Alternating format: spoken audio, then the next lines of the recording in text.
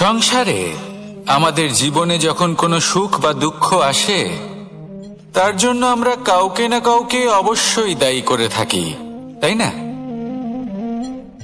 এই ব্যক্তি আমাদের সাথে এরকম কাজ করেছেন, তাই আমার সাথে এমন হলো। ওই ব্যক্তি যদি এমনটা না করতেন, তাহলে আজ আমি ওই স্থানে পৌঁছতে পারতাম।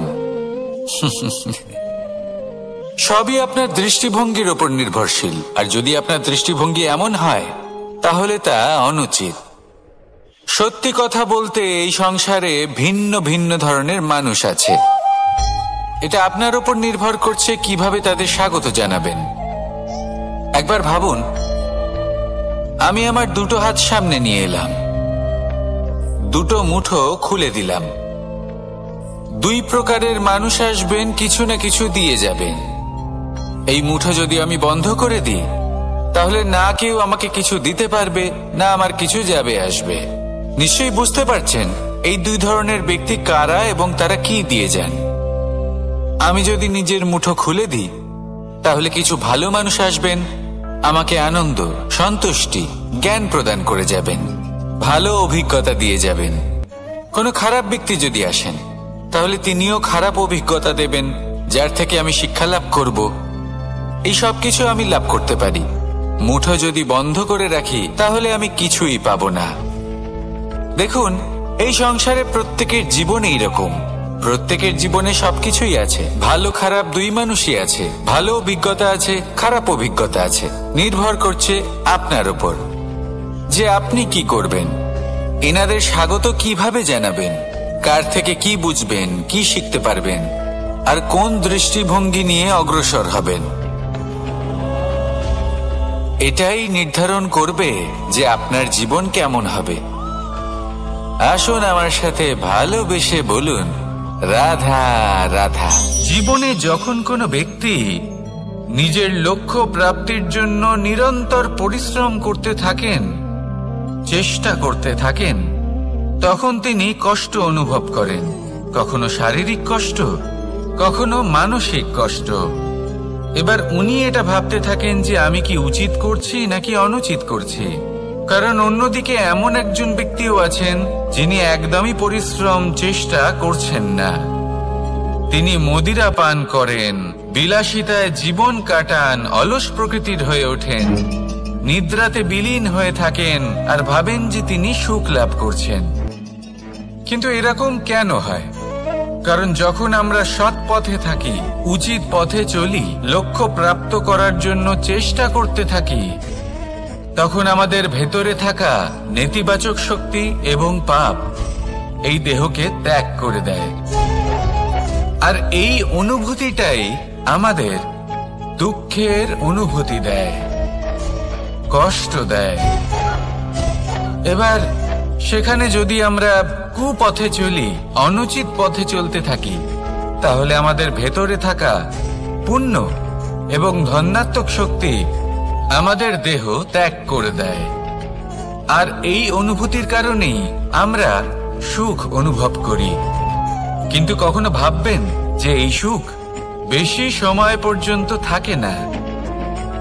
সেই জন্য সবসময় মনে রাখবেন, যদি আপনি জানেন যে এটাই আপনার লক্ষ্য, এটাই উচিত পথ, শুভ পথ, তাতে নিরন্তরভাবে এগিয়ে যেতে চেষ্টা করতে থাকুন। এই কষ্ট আপনাকে সুখের পরাকাষ্ঠায় কখন পৌঁছে দেবে তা আপনি জানতেই পারবেন না। আসুন আমার সাথে ভালোবেসে বলুন, রাধা রাধা। প্রত্যেক মানুষ নিজের জীবনে হীরক তথা হীরে এবং দর্পণ এই দুই দেখেছেন। এই দুই হলো সাদা এবং এরা দুজনেই আলোর প্রতিফলন ঘটায় এবং এরা দুজনেই উজ্জ্বল হয়ে ওঠে। আপনি হয়তো মনে মনে ভাবছেন যে এটা কি ধরনের তুলনা করছি। একটা হীরে তো রত্ন, তার মূল্য দর্পণের থেকে অনেক গুণ বেশি। কিন্তু হীরে থাকাতে দর্পণের মূল্য কিন্তু কোনো অংশে কমে যায় না, তাই না? মানুষ যখন হীরে নিজের হাতে নেয়, তখন সবার আগে কি খোঁজে?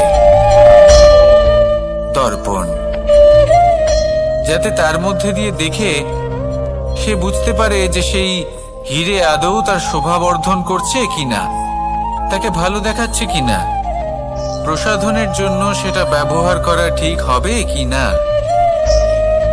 অর্থাৎ হীরের উপস্থিতিতে দর্পণের গুরুত্ব কম হলো না, দর্পণের কারণে হীরের মূল্য বোঝা গেল। আমাদের জীবনেও ঠিক এরকমই ঘটে। আপনারা যদি সংসারে নিজের আশেপাশে দেখেন, এমন অনেক মানুষ দেখতে পাবেন যারা নিজেদের ক্ষেত্রে মহান স্থানে পৌঁছেছেন, নিপুণ এবং শ্রেষ্ঠ হয়েছেন। আর তাদের মধ্যে আপনার নিজের মনে হয় যেন আপনি হলেন দর্পণ। নিজেকে ছোট মনে করবেন না। আপনার মূল্য কম হচ্ছে না, আপনার নিজস্ব মূল্য আছে। আর যদি আপনার অস্তিত্ব না থাকে তাহলে ওনাদের অস্তিত্বের মূল্য সংসার বুঝতেই পারবে না। জীবনে সবসময় চেষ্টা করবেন যাতে আপনি আরো বেশি শ্রেষ্ঠ হয়ে উঠতে পারেন। আপনি নিজে যে স্থানে আছেন সেটাকে ছোট মনে করবেন না, তারও নিজস্ব একটা মূল্য আছে। যদি আপনি হিরে হয়ে থাকেন তাহলে অহংকার করবেন না, যদি আপনি দর্পণ হয়ে থাকেন তাহলে নিজেকে ছোট মনে করবেন না। আসুন আর আমার সাথে ভালোবেসে বলুন, রাধা রাধা। মানুষ জন্মগ্রহণ করে, তার সাথে ভয়েরও জন্ম হয়। ছোটবেলা থেকেই আমাদের মনে কোনো না কোনো প্রকারের ভয় থেকেই যায়। কেউ এই বিষয়ে ভয় পায় যে তার কোনো বস্তু তার থেকে দূরে চলে যাবে, কেউ এই বিষয়ে ভয় পায় যে আমি নিজেকে হারিয়ে ফেলব, কেউ এই ভেবে ভয় পায় যে আমার প্রিয়জনেরা তারা যেন আমার থেকে দূরে না চলে যায়, কেউ এই ভেবে ভয় পায় যে আমরা যেন পথ না হারিয়ে ফেলি, আদি ইত্যাদি। কিন্তু সত্যি কথা বলতে ভেবে দেখুন, এই ভয় বাস্তবে কি? শুধুই একটা মনস্থিতি, আর কিছুই নয়। যা কিছু আপনি জীবনে পেয়েছেন তা একদিন আপনাকে হারাতে হবে। এই জীবন হলো আপনারই, কিন্তু তাও একদিন সমাপ্ত হবে। তাই ভয় পেয়ে কি লাভ? এই ভয় শুধু আপনাকে জীবন যাপন করা থেকে বাধা দিচ্ছে, আর কিচ্ছু নয়। পথ হারিয়ে ফেললেই বুঝতে পারবেন যে নতুন পথ কিভাবে বানাতে হয়। কিছু মানুষকে জীবন থেকে হারালে তবেই আপনি বুঝবেন যে আপনার আপনজনকে। এই ভয়ের কারণে ভীত হয়ে থাকবেন না। এই তারা নক্ষত্র অন্ধকারের অভাবে গুরুত্ব হারায়। শিবকেও মহাদেব হওয়ার জন্য বিষ পান করতে হয়েছিল। প্রত্যেক পরিস্থিতি, প্রত্যেক সাফল্য আপনার পরীক্ষা নেবে, তাতে উত্তীর্ণ হওয়া হলো আপনার কর্ম। যখনই আপনি ভয় পাবেন বা সংকটের সম্মুখীন হবেন, তখন সাহসের সাথে তার সম্মুখীন হন। মনে রাখবেন, যে সম্মুখীন হতে জানে সাফল্য তার সাথে সবসময় থাকে। আসুন আর আমার সাথে ভালোবেসে বলুন, রাধা রাধা। এই সংসারে সব থেকে বেশি কোমল বস্তু হলো রেশম। এই রেশম এতটাই কোমল হয় যে এর পুরো একটা থান শুধুমাত্র একটা হাতে ধরা সম্ভব। কখনো ভেবে দেখেছেন এই রেশম কিভাবে হয়? একটি কীট তার লালার দ্বারা উৎপন্ন হয়। এই কীট সেই রেশমকে পাক দিতে থাকে, পাক দিতেই থাকে, আর আস্তে আস্তে তার মধ্যেই জড়িয়ে পড়ে। শেষে ওর এই সুন্দর অমূল্য সৃষ্টি রেশমের এই সুতো, তার নির্মাণ কার্য পূর্ণ হয়। কিন্তু তাতেই ও নিজে বন্দী হয়ে যায়। নিজেরই মায়াজালের এই বন্দী গৃহে নিজেই ফেঁসে যায়। এবার এই সুতোকে ব্যবহারযোগ্য করে তোলার জন্য এই কীটগুলিকে এই কবচের সাথেই ফুটন্ত জলে ফেলে দেওয়া হয়। এই সংসারে যদি আমাদের স্বপ্ন এই সংসারের দুঃখ হরণ করার জন্য, এই সংসারে সুখ বিতরণ করার জন্য হয়, তবেই আমাদের প্রগতি সম্ভব। যদি আমাদের এই স্বপ্ন শুধুই আমাদের এবং আমাদের স্বার্থ সিদ্ধির জন্য হয়, তাহলে এই স্বপ্ন আমাদের অন্ধ করে দেবে, আমাদের অন্ধকারের পথে নিয়ে যাবে, আর আমরাও সেই কীটের মতো হয়ে যাব। নিজেদেরই মায়াজালে আমরা নিজেই ফেঁসে যাব, আর শেষে আমরা যদি কিছু লাভ করি তা হবে একাকিত্ব। অন্ধকারময় মৃত্যু। তাই স্বপ্ন অবশ্যই দেখুন, কিন্তু এমন ভাবে স্বপ্ন দেখবেন না যে তার এই বন্দিগৃহে আপনি নিজেই ফেঁসে গেলেন। স্বপ্ন দেখুন পরোপকারের, পরমার্থের, সবাইকে উদ্ধারের, অন্ধকারের নয়। তবেই কল্যাণ হবে, আর তবেই হৃদয় প্রসন্ন হয়ে বলবে রাধা রাধা। মানুষ যখন এই সংসারে প্রবেশ করে, অর্থাৎ জন্মগ্রহণ করে, তখন নিশ্চিন্তে থাকে, আনন্দে থাকে। কিন্তু যেই মাত্র তার মধ্যে বোধশক্তি আসে, তখন সে চিন্তা করতে শুরু করে। চিন্তা ভবিষ্যতের, সেই সমস্ত বিষয় নিয়ে চিন্তা করে যা ওর হাতে নেই। তারপর বড় হয়, বিবাহ সম্পন্ন হয়, গৃহস্থ জীবন যাপন করে, তারপর আবার চিন্তায় মগ্ন হয়ে যায়। ভাবে এই যে আমার পরিবার, আমি কি ঠিকমতো তার খেয়াল রাখতে পারছি? কাল যখন আমি এই সংসার থেকে চলে যাব, তখন আমার এই পরিবারের দেখাশোনা কে করবে? শেষ পর্যন্ত এই পরিবার তো আমারই উত্তরদায়িত্ব। যাক, আপনাকে একটা প্রশ্ন করি। এই সংসারে আসার পূর্বে আপনি কি এই প্রশ্ন করেছিলেন, এটা ভেবেছিলেন যে আমাকে ছাড়া এই সংসার কিভাবে চলবে? করেননি, তাই তো? তাই আপনার এটা নিয়ে দুশ্চিন্তা করার প্রয়োজন নেই যে আপনি যখন এই সংসার ত্যাগ করে চলে যাবেন তখন কি হবে। আপনি যখন ছিলেন না তখনও এই সংসার চলছিল, আপনি যখন এই সংসার ত্যাগ করবেন তখনও এই সংসার চলতে থাকবে। যদি কোনো বিষয়ের প্রভাব থাকে, তা হলো আপনার আজকের তথা বর্তমানের কর্ম। অর্থাৎ আজ আপনি কি করছেন, কার জন্য মঙ্গল করছেন, কাকে প্রেরণা দিচ্ছেন, কাকে সাহায্য করছেন, কোন উদাহরণ প্রস্তুত করছেন। আপনি এই সংসারে যে ছবি অঙ্কন করবেন, সংসার সেটাই মনে রাখবে। তাহলে শুধু সৎকর্ম করুন, মঙ্গল করতে থাকুন, আর আমার সাথে ভালোবেসে বলুন রাধা রাধা। একবার একটা শেয়াল বনে বিচরণ করছিল। ও একটা ছোট্ট শাবক দেখতে পেল। ও ভাবলো, আজ একেই আমি খাবার হিসেবে গ্রহণ করব। আশেপাশে দেখলো, কেউ দেখছে না তো? কেউ ছিল না। আর সেই শাবকের ওপর আক্রমণ করলো, যা হলো একটা ঘোর অপরাধ। বনের নিয়ম অনুসারে আপনি কখনোই শাবকের ওপর আক্রমণ করতে পারেন না। তারপর এই খবরটা যখন রাজা সিংহ জানতে পারলেন, সভার আয়োজন করলেন। কিন্তু সেখানে শেয়াল বলল, আমি তো এরকম কিছু করিনি। কিন্তু যদি আপনি এরকম বলেন, কোনো প্রমাণ দিন, এর কোনো সাক্ষী আছে? তখন রাজা সিংহ পেঁচাকে ডেকে পাঠালেন, যে সেই মুহূর্তে বৃক্ষের শাখার ওপর বসেছিল। সে সব কিছু দেখেছিল। পেঁচা সব সত্যি কথা বলল, আর শেয়ালকে মৃত্যুদণ্ড দেয়া হলো। এবার এই কাহিনী আমি আপনাকে কেন শোনালাম?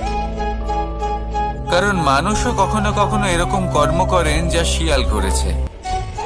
এটা ভাবেন, কেউ দেখছে না যখন, আমি অনুচিত কর্ম করতেই পারি। কিন্তু না, আপনি যাই করুন না কেন, কেউ না কেউ অবশ্যই তা দেখছে। কোনো ব্যক্তি না হলেও কোনো প্রাণী, না হলে কোনো যক্ষ বা দেব বা প্রেত। যদি এনারা কেউ না দেখেন, তাহলে ধরিত্রী মাতা দেখেন, যেখানে দাঁড়িয়ে আপনি সেই কর্ম করছেন, তাই না? তাই একটা কথা সবসময় মনে রাখবেন, কে দেখছেন কে দেখছেন না সেই বিষয়ে ভাবা ছেড়ে দিন। এটা খুব সহজ কথা। আপনি যদি উচিত কর্ম করেন, উচিত ফল পাবেন। যদি অনুচিত কর্ম করেন, তাহলে আপনি অনুচিত ফল অবশ্যই পাবেন। সেই জন্য উচিত পথে চলতে থাকুন, উচিত কর্ম করতে থাকুন, আর আমার সাথে ভালোবেসে বলুন রাধা রাধা। সুখ, দুঃখ এবং শক্তি, এই তিন হলো এই সংসারের ত্রিদেবের মতো। আমাদের জীবনে যা কিছু ঘটছে, এই তিনটির ভিত্তির উপরই হচ্ছে। আসলে এই সংসারের একটা নিয়ম আছে। যখনই আপনি কিছু লাভ করেন, এই সংসার আপনার পরীক্ষা নেয়। এটা জানার জন্য আপনার পরীক্ষা নেয় যে আপনি যা কিছুই লাভ করেছেন, আপনি কি আদৌ সেটার যোগ্য কি না। ঠিক সেইভাবেই এই সুখ, দুঃখ এবং শক্তি আপনার পরীক্ষা নিয়ে থাকে। যখন সুখ আসে তখন সে আপনার পরীক্ষা নেয় যে আপনার মধ্যে অহংবোধ জাগ্রত হয়নি তো। যদি অহংবোধ চলে আসে তাহলে সুখ সেখানেই সঙ্গ ত্যাগ করে। দুঃখ আপনার ধৈর্যের পরীক্ষা নিতে থাকে, আর যদি আপনার মধ্যে ধৈর্য না থাকে তাহলে এটা আপনাকে আরো বেশি দুঃখের গভীর অন্ধকারে ঠেলে দেবে। সেখানে শক্তি পরীক্ষা নেয় আপনার বিনম্রতার। যদি আপনি বিনম্র না হন তাহলে হয় এই শক্তি আপনার সঙ্গ ত্যাগ করবে, নয় এই শক্তি বিনম্রতার অভাবে আপনার পতনের কারণ হতে পারে। এই সংসারে যে কোনো ব্যক্তি যিনি এই পরীক্ষায় উত্তীর্ণ হয়ে থাকেন, এই জীবনে তিনি সাফল্য লাভ করেন। আসুন আমার সাথে ভালোবেসে বলুন, রাধা রাধা। আমি মনুষ্য রূপে জন্ম নিয়েছি এবং সমস্ত কর্ম এই রূপেই করেছি, কিন্তু আশ্চর্যের বিষয় হলো যে আজও মানুষ আসেন এবং হাত জোড় করে প্রার্থনা করেন যেন আমি ওনাদের সহায়তা করি। আপনাদের একটা কথা বলতে চাই, আমি সকলকে সাহায্য করতে পারবো না, কিন্তু আমি শিক্ষা অবশ্যই দিতে পারবো, জ্ঞান প্রদান করতে পারবো। এমন কিছু জ্ঞান যার ভিত্তিতে মানুষ যা চাইবেন তাই লাভ করতে পারবেন যদি সঠিক কর্ম করতে থাকেন। যখন কংসের অসুররা গোকুলে ধ্বংসলীলা চালাচ্ছিলেন তখন আমি কারোর থেকে সাহায্য চাইনি। আমি দাঁড়িয়েছিলাম এবং আমি তার বিরোধিতা করেছিলাম। সবাই বলেন যে আমি ছোট্ট একটা আঙুলে গোবর্ধন পর্বত তুলেছিলাম, কিন্তু আমি কি ওখানে একা ছিলাম? কখনোই নয়। আমার সাথে অসংখ্য গোকুলবাসী, অসংখ্য বর্ষণাবাসী ছিলেন, নিজের হাতে একটা লাঠি নিয়ে। ওনাদের মনোবল, ওনাদের আশীর্বাদ আমার সাথে ছিল। মহাভারতে আমি শুধুই শিক্ষক ছিলাম, আমি শুধুই শিক্ষা দিয়েছি। লক্ষ্য সাধন করেছে অর্জুনই, যুদ্ধ করেছে অর্জুনই এবং জয়ী হয়েছে অর্জুনই। আমি শুধুই শিক্ষা দিতে পারি। অবশেষে আপনাকে শুধু এটুকুই বুঝতে হবে যে ঈশ্বর সবকিছু করতে পারেন না, করতে হবে আপনাকে। ঈশ্বর আপনাকে আশীর্বাদ করতে পারেন যে কাজ আপনি মন থেকে করবেন সেটা অবশ্যই পূরণ হবে। সেই জন্য নিজের লক্ষ্যের পথে এগোতে থাকুন। চেতনা, বিবেক এবং পরিশ্রমের দ্বারা আপনার যা যা স্বপ্ন আছে, যা লক্ষ্য আছে, আপনি অবশ্যই লাভ করবেন। আর এই মন সুপ্রসন্ন হয়ে বলবে, রাধা রাধা। ভোজন। এই সংসারে যেই হোক না কেন, কোনো মানুষ হোক, কোনো প্রাণী হোক, কোনো কীট হোক বা কোনো বনস্পতি হোক, প্রত্যেকের জন্য ভোজন অতি আবশ্যক। কারণ ভোজন থেকেই শক্তি পাওয়া যায়, আর সেই শক্তি দিয়েই সংসারের, আমাদের জীবনের সমস্ত কার্য করা যায়। এবার এমন এক ধরনের শক্তি হয় যা শীতের ঋতুতে সূর্য থেকে আমরা পেয়ে থাকি, আর আরেক ধরনের উত্তাপ হয় যা দিয়ে ভোজন রান্না করা হয়, সুস্বাদু নানান ধরনের ভোজন। এবার অত্যন্ত গুরুত্বপূর্ণ হলো যে ব্যক্তি সেই ভোজন বানাচ্ছেন তার মানসিক পরিস্থিতি এবং সেই ব্যক্তি যিনি ভোজন গ্রহণ করছেন তার মানসিক অবস্থা। যখনই আপনি ভোজন বানাচ্ছেন তখন ভালোবাসার সাথে কাজটা করুন, ধন্যাত্মক ভাব নিয়ে, সৎ ভাবনার সাথে। কারণ আপনার এই মানসিক স্থিতি শক্তির আকারে সেই খাদ্যের সাথে মিলে মিশে যায়। আর যখনই আপনি ভোজন গ্রহণ করছেন তখন সদ্ভাবনার সাথে, প্রসন্নতার সাথে গ্রহণ করুন, ধন্যাত্মক ভাব নিয়ে। যদি আপনি প্রসন্নতার সাথে রান্না করেন, প্রসন্নতার সাথে খাদ্য গ্রহণ করেন, তাহলে আপনি প্রসন্নই থাকবেন, আর মন সুপ্রসন্ন হয়েই বলবে, রাধা রাধা। দীপাবলি আমাদের সবথেকে বড় উৎসব। শ্রীরাম রাবণকে পরাস্ত করে 14 বছরের বনবাস কাটিয়ে আবার অযোধ্যায় ফিরে এলেন অমাবস্যার রাত্রে। অযোধ্যায় সবাই খুব প্রসন্ন ছিলেন, খুবই উৎসাহিত ছিলেন। অযোধ্যায় সহস্র প্রদীপ প্রজ্বলিত করা হয়েছিল এই উৎসবে। একে আমরা দীপাবলি বলে থাকি। এবার এই বিষয়ে আমরা সকলে জানি। আপনি কি এটা জানেন যে শ্রীরাম বাস্তবে অমাবস্যার এক রাত আগেই অযোধ্যায় পৌঁছে গেছিলেন? সবার সামনে অমাবস্যার রাতে এসেছিলেন। এর কারণ কি? শ্রীরাম প্রমাণ করতে চেয়েছিলেন যে যে কোনো সময়, দিন হোক বা রাত, শুভ বা অশুভ হয় না। শুভ অশুভ কিছু থাকলে তা হলো মানুষের চিন্তা, তার ভাবনা, তার নির্বাচন আর তার কর্ম। নিজেই দেখিনি। শ্রীরাম শুভ কাজ করে ফিরেছিলেন এবং অমাবস্যার মতো গভীর এক রাত্রিকেও দীপাবলিতে পরিবর্তিত করেছিলেন। এমনটাই যদি আমরা করতে পারি, তাহলে এমন কোন গৃহে যান যেখানে অসহায় ব্যক্তি রয়েছেন, যা অন্ধকারাচ্ছন্ন, আর সেখানে প্রকাশ প্রজ্বলিত করুন। প্রকাশ সহায়তার, প্রেরণার, আশার। যদি এমন কিছু আমরা করতে পারি, তাহলে তাকে প্রকৃত অর্থে দীপাবলি বলা যেতে পারে। তাহলে নিজের পরিবারের সাথে দীপাবলি পালন করুন। আপনাদের শুভেচ্ছা জানাই। আসুন আর আমার সাথে ভালোবেসে বলুন, রাধা রাধা। কিছু মানুষ বলেন যে নিরন্তর কাজ করলে, পুরুষার্থ পালন করলে এই জীবন বদলে ফেলা সম্ভব। আজ আমি আপনাকে বোঝাবো যে এক মুহূর্ত, সময় আর সিদ্ধান্ত কতটা গুরুত্বপূর্ণ হয়। এক মুহূর্তই যথেষ্ট। একটা মুহূর্ত এত শক্তিশালী হতে পারে যে তা আপনার সমগ্র জীবন পাল্টে দিতে পারে। এমন এক সময় ছিল শ্রীরামের কাছে, যখন ওনাকে সিদ্ধান্ত নিতে হয় যে উনি নিজের পিতার আদেশ পালন করতে বনবাসে যাবেন নাকি যাবেন না। উনি সেই আদেশ পালন করেছিলেন। তারপর সময় অনুসারে উপযুক্ত সিদ্ধান্ত নিলেন।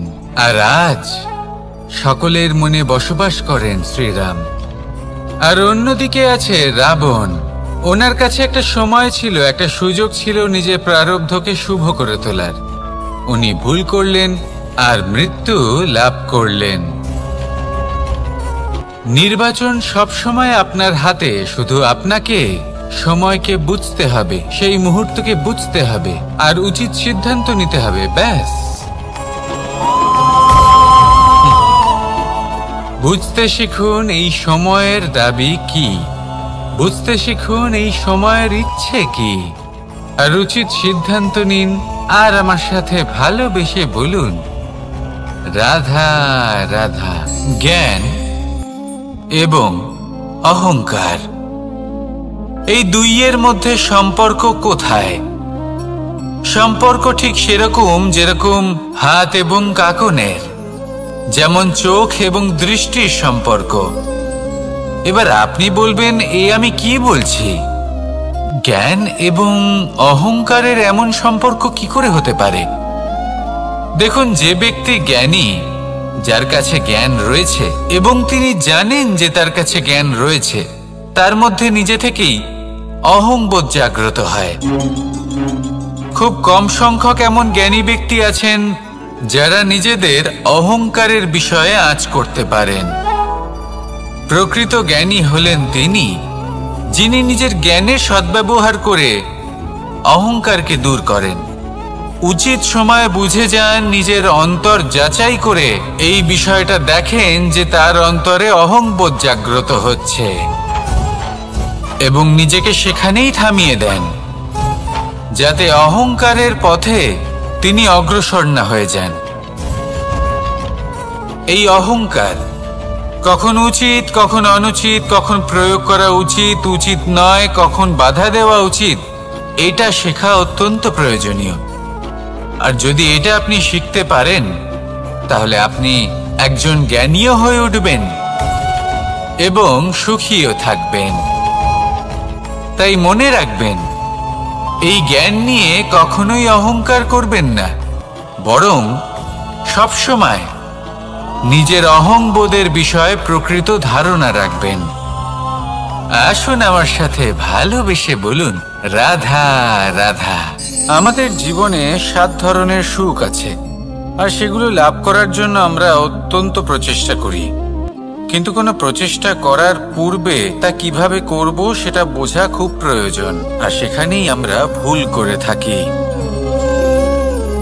যে কাজটা আমাদের পরে করা উচিত সেটাই আমরা আগে করে বসি। আপনাকে স্পষ্ট করে বোঝাই, প্রত্যেক সুখের সাথে 2টি ক্রিয়া জড়িত থাকে। এবার যখন আমরা ধনের কথা বলি তখনও 2টি ক্রিয়া জুড়ে থাকে। প্রথম ক্রিয়া হলো ধন অর্জন করা, দ্বিতীয় ক্রিয়া হলো ধনের ব্যবহার করা। আর জীবনে ধনের ব্যবহার করার পূর্বে ধন কিভাবে অর্জন করতে হয় তা শেখা অত্যন্ত প্রয়োজনীয়। আমরা মন্দিরে যাই, ভগবানের আরাধনা করি, তার জন্য পুজো করি, ওনাকে প্রসন্ন করতে চাই, কিন্তু তার আগে ভগবানের ওপর আস্থা রাখা প্রয়োজনীয়। যদি আপনার অটল বিশ্বাস থাকে তবেই আপনি প্রকৃত ভক্ত হয়ে উঠতে পারবেন। এবার যদি আপনি বক্তা হয়ে থাকেন, শ্রেষ্ঠ বক্তা হতে চান, এই সংসারের সামনে নিজের বক্তব্য রাখতে চান, তাহলে কথা বলার পূর্বে কথা শুনতে শিখুন। তবেই আপনি একজন শ্রেষ্ঠ বক্তা হয়ে উঠতে পারবেন। জীবনে সম্পর্ক স্থাপন করার আগে সম্পর্ক বজায় রাখতে শিখুন, তবেই আপনি একজন প্রকৃত সাথী হয়ে উঠবেন। জীবনে পরাজয় মানার পূর্বে বিজয়ী হওয়ার চেষ্টা কিভাবে করতে হয় সেটা শিখুন, তবেই আপনি একজন নিপুণ ব্যক্তি হয়ে উঠবেন। অন্তিম এবং সবথেকে গুরুত্বপূর্ণ কথা, জীবনে ভালোবাসা লাভ করার পূর্বে ভালোবাসা প্রদান করতে শিখুন, তবেই আপনি একজন প্রকৃত প্রেমী হয়ে উঠবেন। আসুন আমার সাথে ভালোবেসে বলুন, রাধা রাধা। এই সংসারের সবথেকে বড় যুদ্ধ কোনটা? দেব-অসুরের যুদ্ধ যা অনেক বছর ধরে চলেছিল, নাকি রাম রাবণের যুদ্ধ, নাকি মহাভারত? না, সংসারের সবথেকে বড় যুদ্ধ হলো সেইটা যা নিজের সাথে লড়া হয়, নিজের মনের সাথে লড়া হয়, নিজের অন্তরের সাথে লড়া হয়। এটাই সবথেকে বড় যুদ্ধ। এবার নিজেই দেখুন আপনার সবথেকে বড় শত্রুকে। আপনার স্বার্থ, আপনার কামনাগুলি, আপনার অহংকারগুলি, যা আপনাকেই নষ্ট করে দেয়। যদি এদের ওপর আপনি বিজয় লাভ করতে পারেন, তাহলে ধরে নিন এই সংসারে সবার ওপরে আপনি বিজয় লাভ করতে পারবেন। এই সংসারে কেউ আপনাকে পরাজিত করতে পারবে না, কিন্তু তার জন্য প্রয়োজন অনুভূতির। অনুভূতি ভালোবাসার, অনুভূতি অনুপ্রেরণার। যে ব্যক্তি ভালোবাসতে পারেন এবং প্রেরণা দিতে পারেন, তিনি চিরকাল জয়লাভ করতে পারেন। নিজের কাছে ভালোবাসার এক অস্ত্র রাখুন আর প্রেরণার এক ঢাল। জীবনে কেউ আপনাকে পরাজিত করতে পারবে না। আসুন আর আমার সাথে ভালোবেসে বলুন, রাধা রাধা। সৌন্দর্য। মানুষ নিজের সৌন্দর্যের বিষয়ে কতটা ভাবে, চায় যে সে সব থেকে বেশি রূপবান হবে, সব থেকে বেশি সুন্দর হবে, কিন্তু সৌন্দর্যের পরিভাষা কি তা কি সে জানে? কোনো মাকে জিজ্ঞেস করুন, ওনার জন্য সৌন্দর্যের পরিভাষা ওনার সন্তান। কোনো ভক্তকে জিজ্ঞেস করুন, ওনার জন্য সৌন্দর্যের পরিভাষা ওনার ভগবান। শ্রীরামকে জিজ্ঞেস করুন, ওনার জন্য সৌন্দর্যের পরিভাষা হলো হনুমান। ভাঙা হানু, ফুলে যাওয়া মুখ, দেখতে গেলে উনি বানর, লম্বা লেজ, এত নিরীহ যে ওনাকে অমূল্য মালা দিলে সেটা ছিঁড়ে তার ভেতরে শ্রীরামকে খুঁজছিলেন। কিন্তু ওনার ভাবনা কত সুন্দর। উনি এটা বিশ্বাস করেন যে সংসারের যতই মূল্যবান জিনিস দিয়ে এই মালা তৈরি করা হোক না কেন, যদি এর মধ্যে শ্রীরাম না থাকেন তাহলে এর মধ্যে কোনো অর্থ নেই। সৌন্দর্য রূপে নয়, ভাবনায় নিহিত থাকে। যদি আপনি সৌন্দর্য প্রাপ্ত করতে চান তাহলে তা কর্মে নিয়ে আসুন, ভাবনায় এবং বিচারে নিয়ে আসুন। এই সৌন্দর্য আপনার সাথেই থাকবে। যদি আপনি সৌন্দর্যকে রূপের মধ্যে খোঁজেন তাহলে কিছুক্ষণের জন্য পাবেন, সেই সৌন্দর্য সময়ের সাথে হারিয়ে যাবে। সৌন্দর্য যদি পেতে চান, খুঁজতেই চান, তাহলে হৃদয় খুঁজুন, কর্মে খুঁজুন। মন প্রসন্ন হয়ে বলবে রাধা রাধা। এই সংসারে মানুষ জন্মগ্রহণ করেন, বড় হতে থাকেন, পুরুষার্থ লাভ করেন, অর্জন করেন। অর্জন করা আসলে কি? বেশিরভাগ মানুষ বলেন অর্জন করা অর্থাৎ ধন সম্পত্তি অর্জন করা। আর কি অর্জন করা যায়? আর কি লাভ করা যায়? আসল প্রশ্ন হলো এটাই যে কি এমন আছে যা বাস্তব রূপে অর্জন করার যোগ্য। তা হলো ব্যবহার, জ্ঞান এবং সন্তোষ। কেন? কারণ আপনি যখন এই সংসার ছেড়ে চলে যাবেন তখন আপনার ধন সম্পত্তি আপনাকে বিদায় জানাতে আসবে না।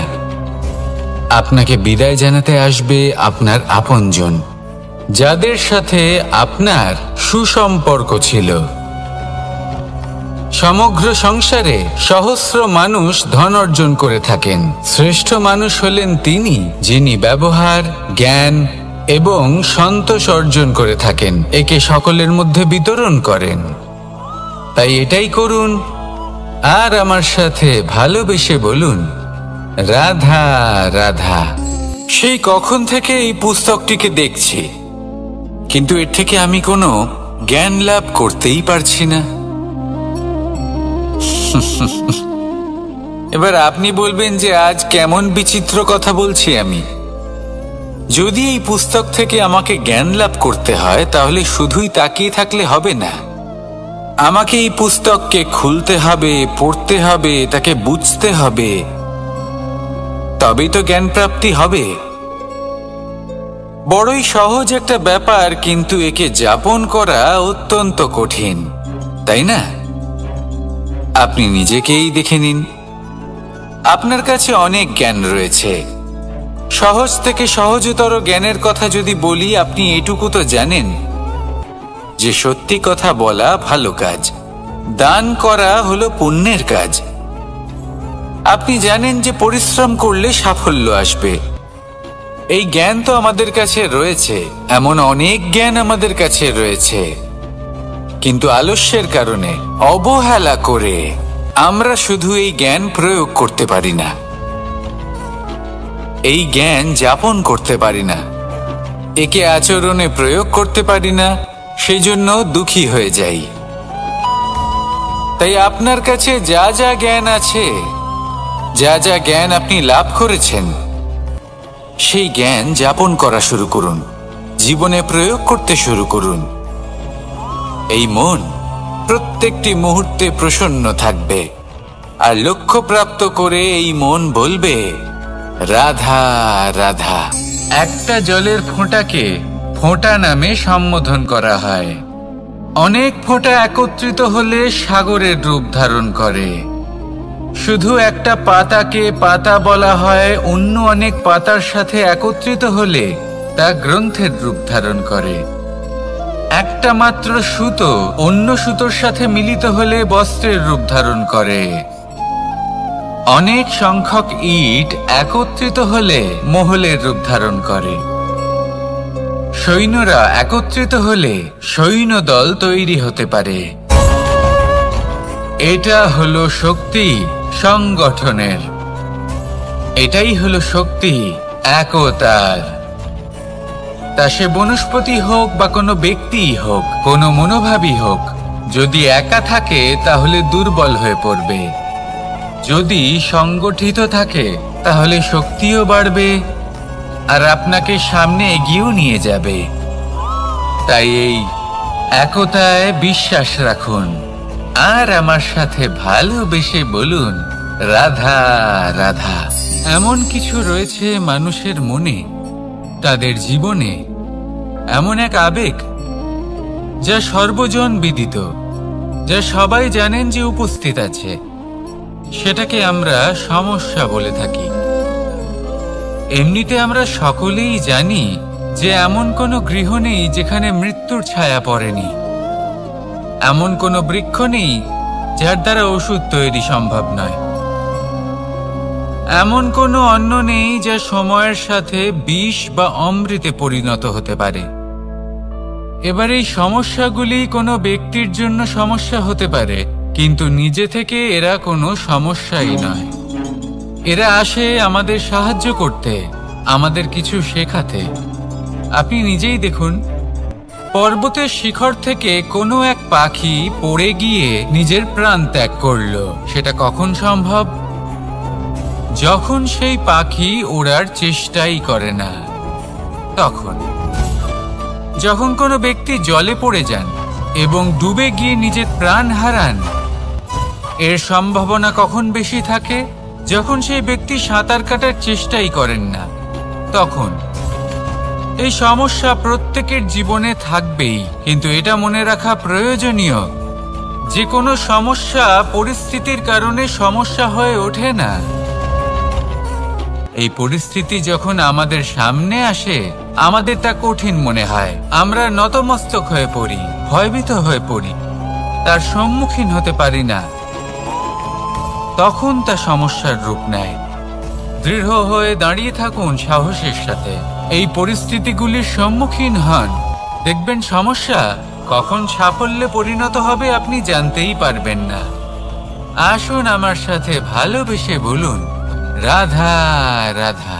এই সংসারে কখনো কোনো ব্যক্তিকে তার বাইরের পোশাক দেখে বিচার করার চেষ্টা করবেন না। এটা খুব বড় ভুল করবেন। যেমন আমরা জীবনে অনেক সময় এমন করি। ধরুন কোথাও একটা গাছ দেখলাম, খুব বিশাল আকারের একটা গাছ, যেটা মাটির থেকে অনেক উঁচুতে পৌঁছে গেছে, যার বিশাল শাখা আছে। সেগুলো দেখে আমরা ভাবি যে এই গাছে হয়তো কত সুস্বাদু ফল আছে। আমরা সেই গাছের পরিচর্যা করতে থাকি। আবার অন্যদিকে হলো একটি তৃণ, যেটা মাটি থেকে কিছুটা উঁচুতে পৌঁছেছে, কিন্তু সেই তৃণর নিচে, মাটির নিচে অত্যন্ত সুস্বাদু ফল বা সবজি জন্ম নেয়, যা আমাদের স্বাস্থ্যের পক্ষে অত্যন্ত উপকারী। সেই জন্য কখনো আবরণ দেখে কাউকে বিচার করতে চেষ্টা করবেন না। তার বদলে এটা বোঝার চেষ্টা করুন যে আপনার সামনে যে ব্যক্তি আছে বা বস্তু আছে, তার বিশেষত্ব কি। যদি এই বিশেষত্ব বোঝার ক্ষমতা আপনি অর্জন করেন, যদি এই শিল্প আপনি নিজের ভেতরে জাগ্রত করেন, তাহলে এই সংসারে বিশেষত্ব কি সেটা আপনি জানতে পারবেন। আর এই সমস্ত খেলা দৃষ্টি থেকে নয়, দৃষ্টিভঙ্গি থেকে জন্ম নেয়।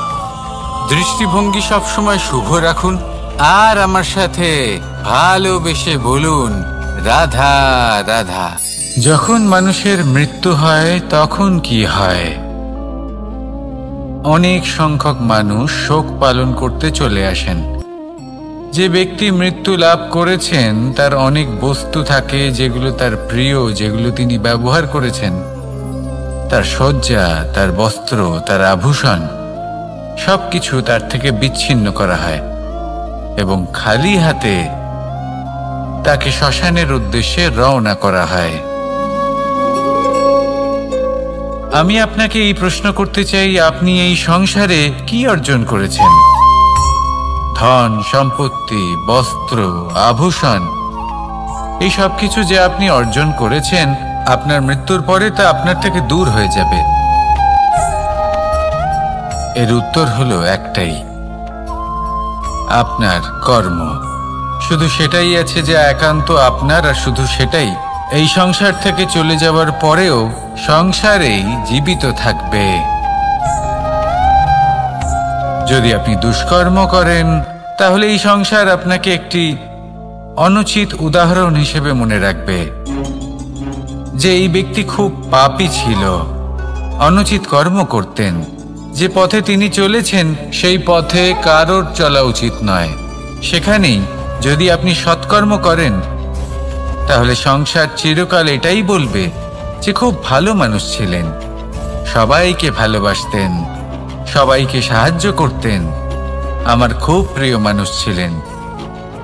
এটাই হলো শ্রেষ্ঠ কর্ম। সেই জন্য জীবনে শুধুমাত্র ধন সম্পত্তি আভূষণ এই সব অর্জন করতে গিয়ে নিজের মনোনিবেশ করবেন না। শ্রেষ্ঠ কর্ম করুন।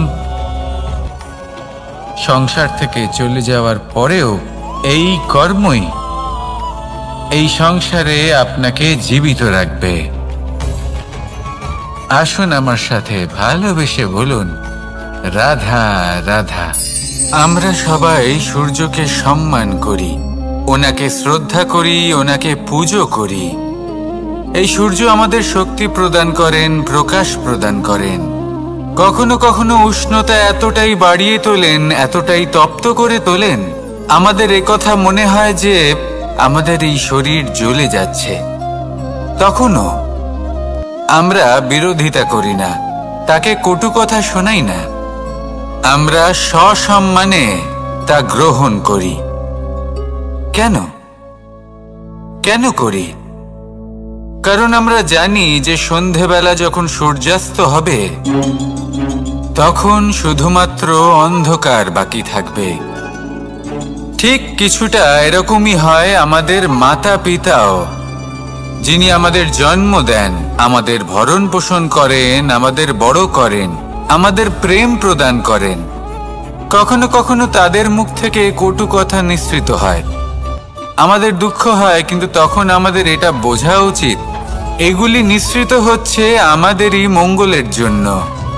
যেমন সূর্যদেব, উনিও উত্তাপ দিয়ে থাকেন আমাদেরই মঙ্গলের জন্য, যাতে ফসল পাকতে পারে, যাতে জল বাষ্প হয়ে মেঘ হতে পারে, বৃষ্টি হতে পারে, আর এই সংসারে নিরন্তর জলের প্রবাহ থাকে। আমাদের মাতা পিতা, তাদের কঠোর আচরণ, তাদের কঠোর অনুশাসনের পেছনে লুকিয়ে থাকে ওনাদের ভালোবাসা। আমাদের তা বুঝতে হবে, সসম্মানে ওনাদের গ্রহণ করতে হবে। কারণ ঠিক সূর্যাস্তের পরে যেমন চতুর্দিক অন্ধকারচ্ছন্ন হয়ে যায়, তেমনি আমাদের জীবন থেকে যখন আমাদের মাতা পিতা চলে যায় তখন আমাদের জীবনেও শুধু এবং শুধুমাত্র অন্ধকারই ছেয়ে থাকে। সেই জন্য নিজের মাতা পিতাকে সম্মান করুন, ওনাদের ভালোবাসা প্রদান করুন। এই মন আর এই জীবন প্রসন্ন হয়ে বলবে, রাধা রাধা।